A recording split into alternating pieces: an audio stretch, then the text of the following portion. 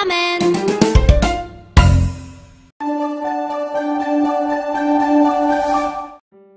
친구들은 모두 울어본 적이 있지요? 아기들은 배가 고파도 울고 기저귀가 젖어도 울고 많이 울어요. 근데 혹시 밥도 먹지 않고 물도 마시지 않고 하루 종일 울어본 친구가 있나요? 오늘 성경에 보니까 혼자서 방에 들어가 7일 동안 밥도 먹지 않고 물도 마시지 않고 운 사람 이야기가 나와요. 이 사람은 왜 이렇게 심하게 우는 걸까요? 무슨 일이 있었는지 사무엘상 12장 성경 속으로 들어가 볼게요. 성경 속으로 고고고!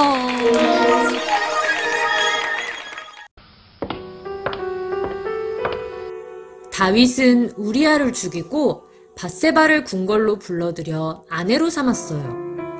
1년이 지나 밧세바는 다윗의 아기를 낳았어요. 그러던 어느 날 다윗에게 한 선지자가 찾아왔어요.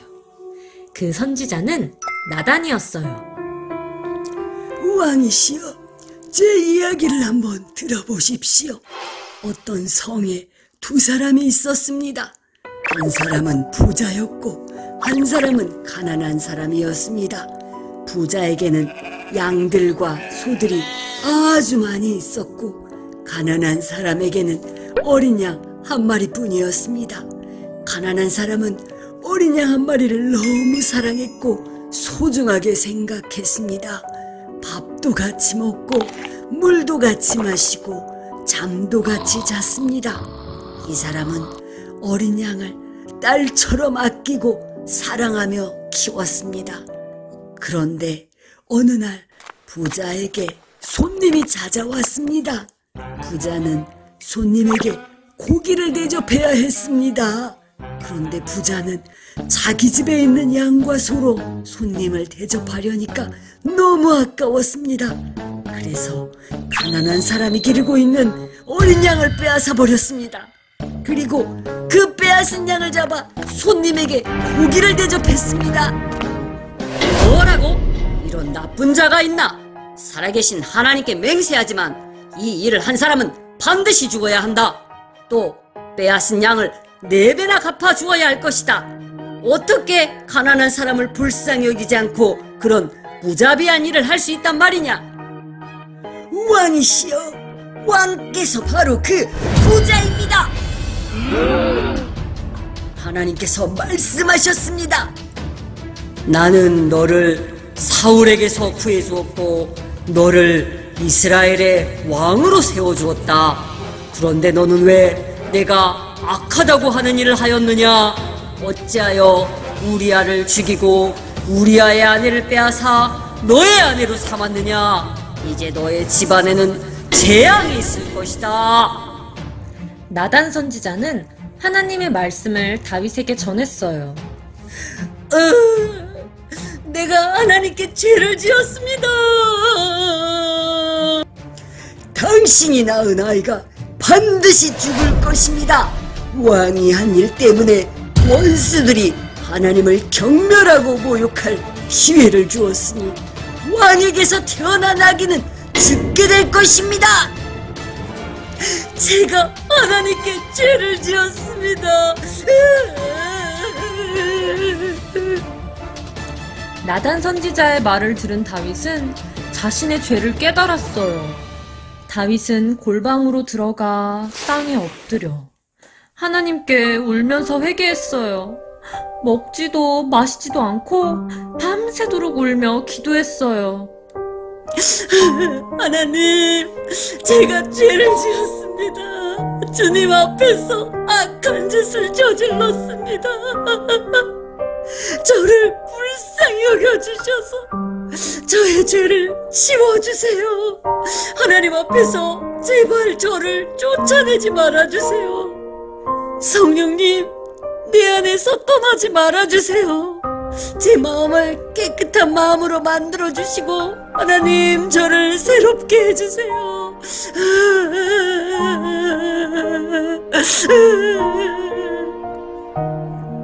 다윗은 울면서 하나님께 간절히 기도했어요.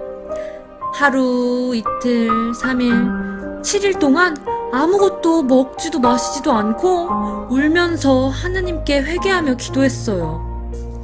하나님은 다윗의 죄를 용서해 주셨어요.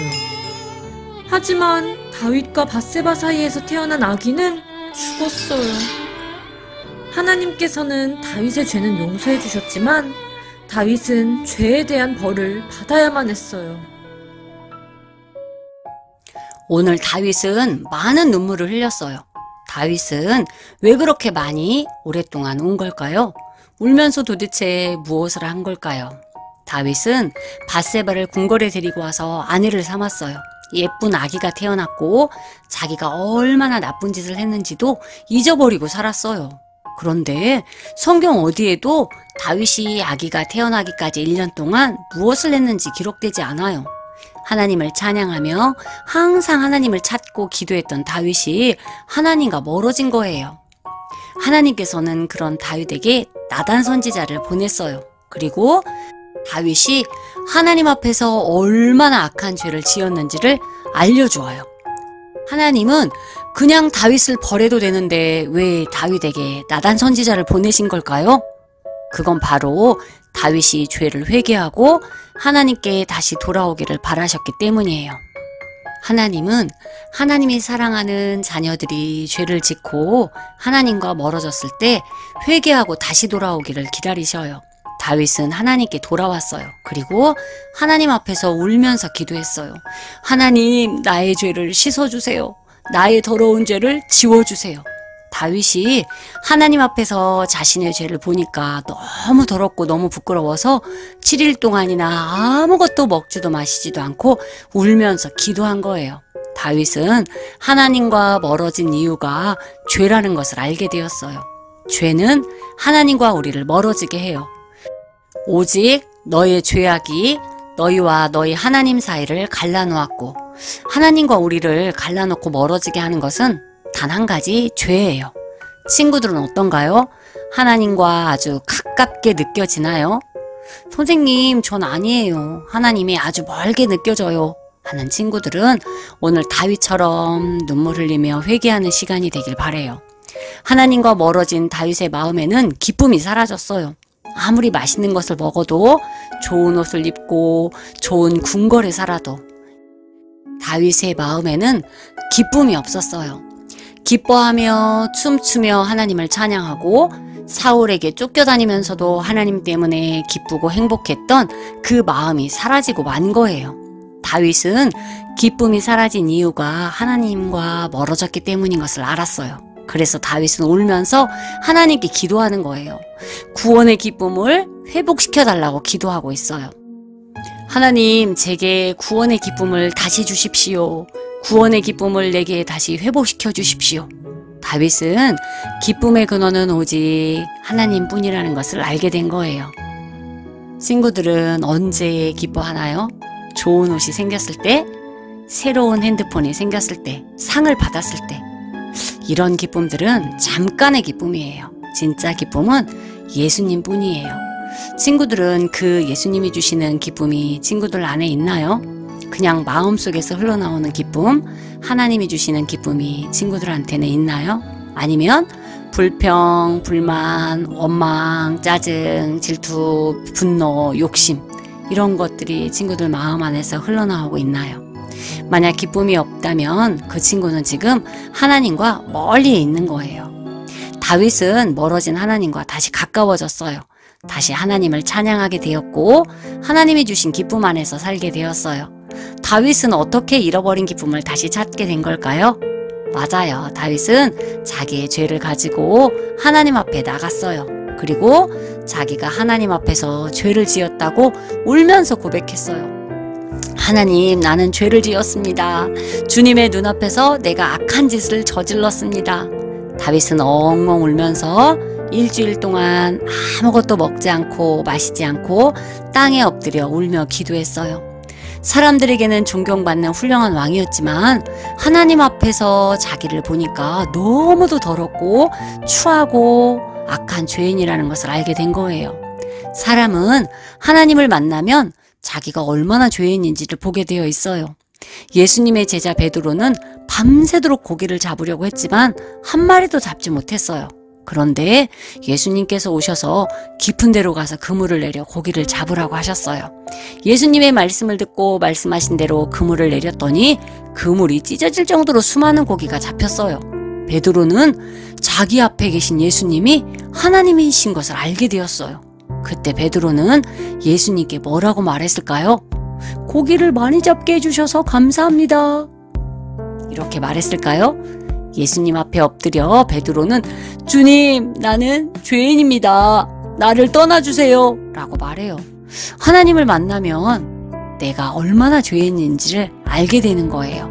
친구들은 진짜로 예수님을 만난 적이 있나요? 친구들은 죄 때문에 하나님 앞에서 울며 회개하며 기도한 적이 있나요? 선생님은 6개월 동안을 매일 새벽마다 울어본 적이 있어요. 하나님 앞에서 나를 보니까 얼마나 죄인인지 울면서 회개하며 기도했어요. 매일 눈이 퉁퉁 붓도록 울어봤어요. 선생님이 무슨 죄를 그렇게 많이 지었을까요? 선생님은 욕을 하지도 싸우지도 도둑질을 하지도 않아요.